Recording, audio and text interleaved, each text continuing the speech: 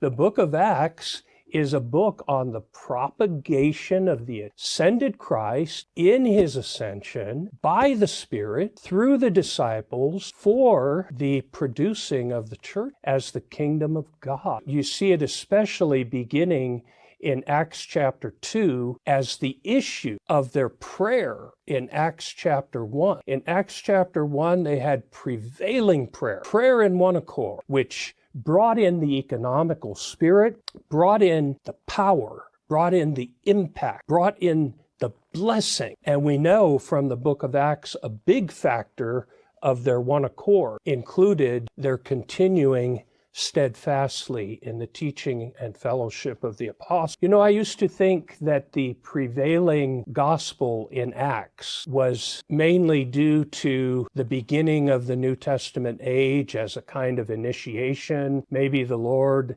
did something special. Now I'm not so sure. I think it was the one accord. The one accord brought in the blessing, and then the one accord was lost. That's why it's not mentioned again in the rest of the New Testament. It was lost, and it was lost before you even reached the end of the book of Acts. Brothers and sisters, this is the church life. This is the Lord's move that he wants to recover among us. Not only the oneness of the body, but the practice of the one accord.